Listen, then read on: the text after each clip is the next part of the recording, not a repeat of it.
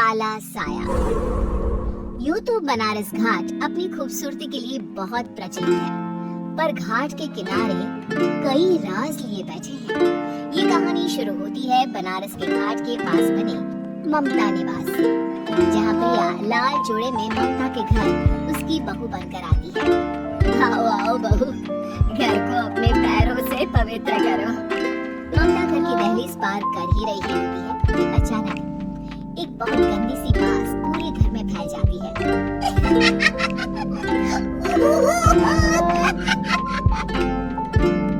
ये बदबू और ये आवाजें, ये कौन हंस रहा है माँ? ये पड़ोसी ना हमारे थोड़े अलग से हैं। कहाँ हम शाकाहारी और ये मांस मच्छी खाने वाले। छोड़, तू ध्यान मत दे और गृह प्रवेश कर। और हाँ बहू, अपनी सास की एक बात हमेशा याद रखना, इन पड़ोसियों से तो कभी बात नहीं करेगी। अच्छे लोग नहीं है ये। अपनी सास की ये बात मानेगी ना बेटा?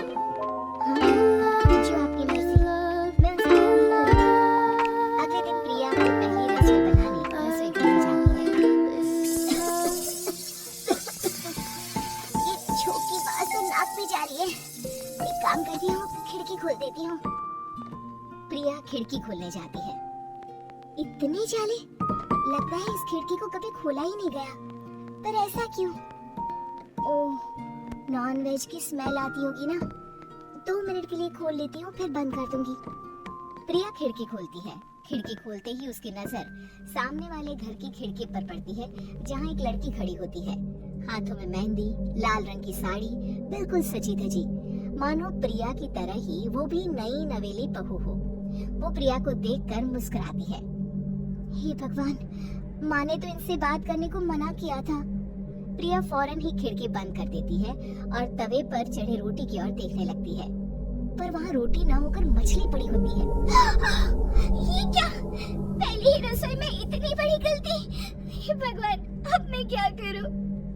प्रिया बहुत डर जाती है और फौरन रसोई की सफाई करने और फिर सभी के लिए खाना बनाने लग जाती है।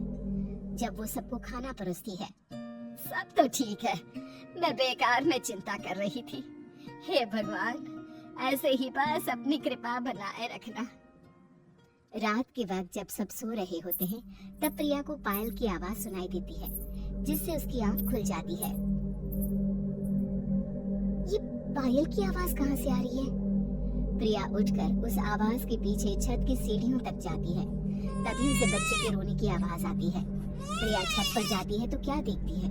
वही लाल साड़ी वाली लड़की अपनी गोद में एक नवजात बच्चे को घुमा घुमा कर सुला रही है। तभी प्रिया की नजर उसके पेट पर पड़ती है। ओह गॉड, ये तो प्रेग्नेंट भी है। सुनिए, बच्चा सो नहीं रहा है क्या? मैं कुछ मदद करूं? नहीं नहीं, आपके घर वालों को अच्छा नहीं लगेगा, मैं संभाल लूंगी। स्नेहा की गोद से बच्चा हाथ मारकर प्रिया की गोद में आने को छटपटाने लगता है। दोनों घर अगल बगल में बने होने के कारण प्रिया उस बच्चे को गोद में ले लेती है। प्रिया के पास आते ही वो सो जाता है। बच्चे का वो स्पर्श रात भर प्रिया भूल नहीं पाती और अगली सुबह वो छत पर कपड़े सुखा रही होती है। तभी उसे एक औरत इशारा करके बुलाती है। स्नेहा कह रही थी, बाबू तुम्हारी गोद में आते ही सो गया। मैं गौरी, स्नेहा की माँ हूँ। बहू, घर आना, बाबू को खिला भी लेना। शाम को जब घर पर कोई नहीं रहता, बच्चे से मिलने के लिए प्रिया छिपकर अपनी पड़ोसन के घर चली जाती है और कुछ देर बच्चे को खिलाकर वापस लौट आती है। इसके कुछ दिन बाद ही प्रिया को पता चलता है कि वो माँ बनने वाली है। ममता की खुशी का ठिकाना नहीं रहता।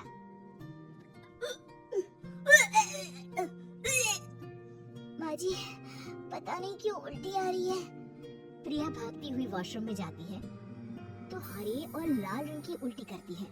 उस उल्टी में से कीड़े निकलते हैं। ये क्या? खून और ये कीड़े! माँ! माँ! प्रिया की आवाज सुनकर ममता दौड़कर आती है, पर बेसिन में कुछ नहीं होता। प्रिया हक्की बक्की रह जाती है।